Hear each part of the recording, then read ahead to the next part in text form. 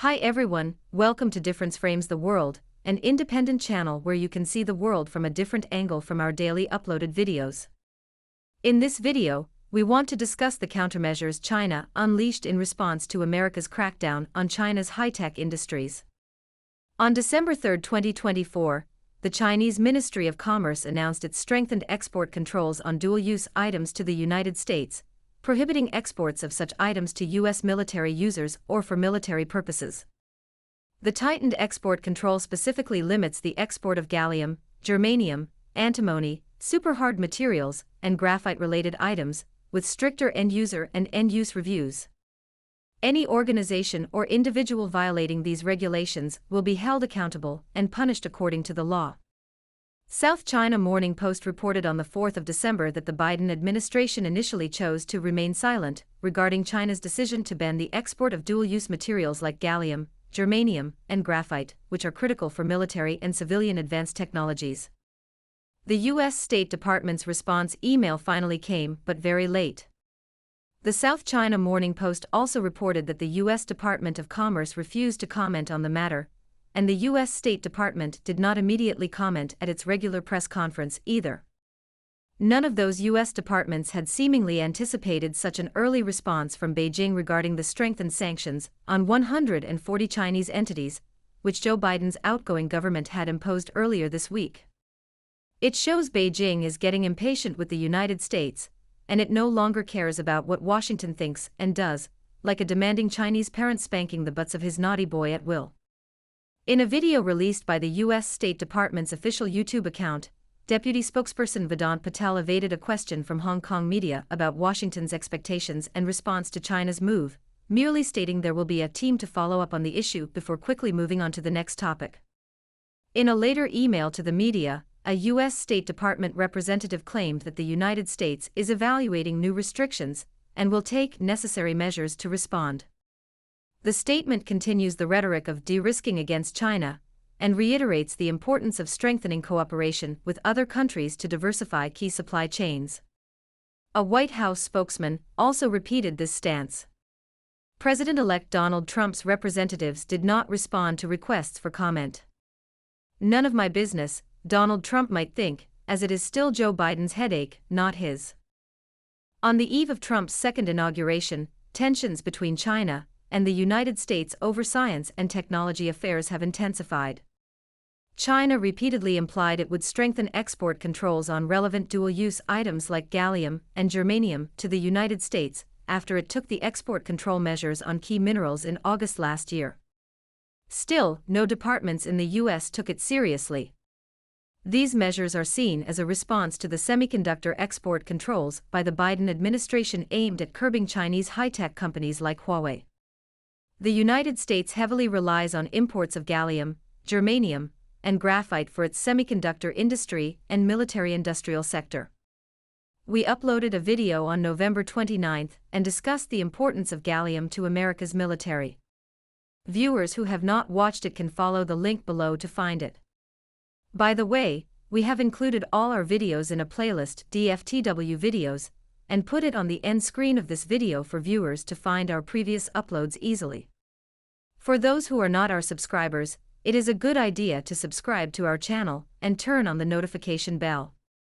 Now, let us continue with the strengthened export controls Beijing released to counteract Washington's crackdown on the Chinese high-tech industry. According to the United States Geological Survey, China leads the world in both reserves and exports of the minerals included in the export ban. In 2023, China produced 98% of the world's gallium and 60% of germanium, with its natural graphite production accounting for 77% of global output. Since China began enforcing export controls in August 2023, Chinese customs data showed that, as of October 2024, no germanium or gallium had been shipped to the United States. The United States was the fourth and fifth largest market for these minerals, respectively, during the same period in 2023. The United States Geological Survey, USGS, released a research survey in November this year, indicating that a complete ban on gallium and germanium exports from China could reduce the U.S. GDP by $3.4 billion. The report examines the potential economic impact of disruptions in the supply of critical minerals, warning the United States that losing access to critical minerals, even if they represent only a small fraction of a product's value, could cost the economy billions of dollars, the report's lead author Needle Nasser stated in a press release. Nasser believes the low production of key minerals outside China is a concerning factor. We consider the existing production capacity and short-term substitution potential outside China. In many cases, it takes longer to develop new supply sources or alternative materials. As we mentioned in the November 29 video, gallium is not a standalone element existing in nature. It is primarily extracted as a byproduct of aluminum and zinc production. It is usually obtained through the smelting of bauxite, or for aluminum production, or from the processing of zinc ores. The extraction process involves several steps, including refining and purification techniques to isolate gallium from other elements.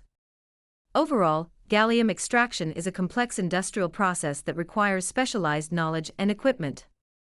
Few countries can produce gallium for the energy-intensive nature of aluminum smelting. However, gallium is essential for 5G infrastructure and satellite communications, while germanium is crucial for optical fiber and infrared optics in defense. Export controls on these minerals will affect industries like telecommunications, renewable energy, and the military.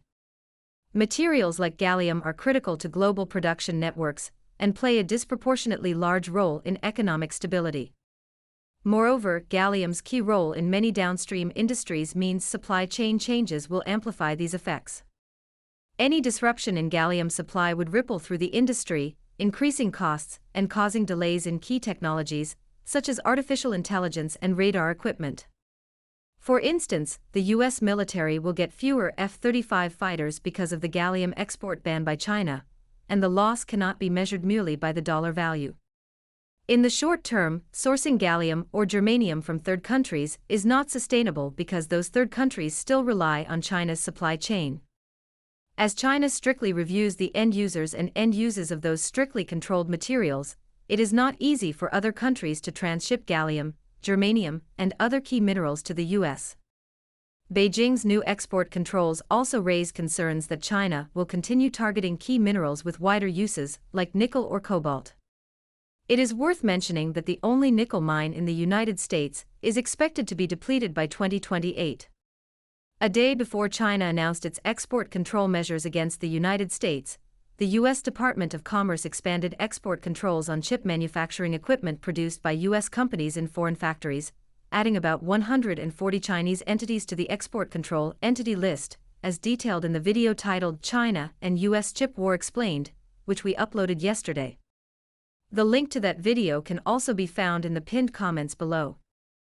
A spokesperson for China's Ministry of Commerce stated on December 3, 2024, that the United States has, in recent years, broadened the concept of national security, politicalized and weaponized economic, trade, and technological issues, abused export control measures, restricted exports to China, and placed many Chinese companies on a sanctions list. The U.S. undermines international trade rules, damages the legitimate rights of companies, and destabilizes the global industrial and supply chains. To safeguard China's national security and fulfill its international obligations like non-proliferation of sensitive materials and technologies, China will strengthen export controls on dual-use items to the United States per its export control law and other regulations.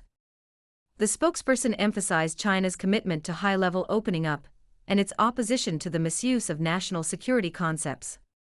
China is open to dialogue with relevant countries to promote the security and stability of global industrial and supply chains. From November 26 to 30, 2024, Beijing held the second China International Supply Chain Expo, attracting over 620 enterprises and institutions from 69 countries and regions. With the theme, Connecting the World for a Shared Future, the 5-day expo resulted in more than 210 trade deals and tentative agreements worth over 152 billion yuan, an equivalent of $21 billion. Participating companies connected with over 37,000 upstream and downstream enterprises, leading to about 6,700 potential partnerships. China may temporarily turn its back to the United States for some reason, but it is opening its door more widely to nearly 200 other countries for broader cooperation and collaboration. On December 3, 2024, for major Chinese industry associations, including the Internet Society of China and the China Semiconductor Industry Association, rarely issued a warning to declare American chip products unsafe and unreliable, urging domestic companies to be cautious when purchasing them. They also stressed continuing mutually beneficial cooperation globally, ensuring safety by moving away from U.S. chips. The unified stance of China's for major industries was a rare response, potentially impacting U.S. chip giants like Qualcomm, NVIDIA, AMD, and Intel, which have continued selling products in China despite export controls. Historically, China has been slow or cautious in launching countermeasures against the United States. Now it seems clear that China is quickly catching up with the U.S. in imposing sanctions. China is no longer timid like a sheep. Thanks for watching our videos, and please subscribe to our channel if you have not done that so you will not miss our uploads every day. Like, forward and share our videos with your friends, helping DFTW become a club with 1 million, not 100,000 subscribers shortly. At present, we have 85,000 subs, and we rely on you to grow it bigger.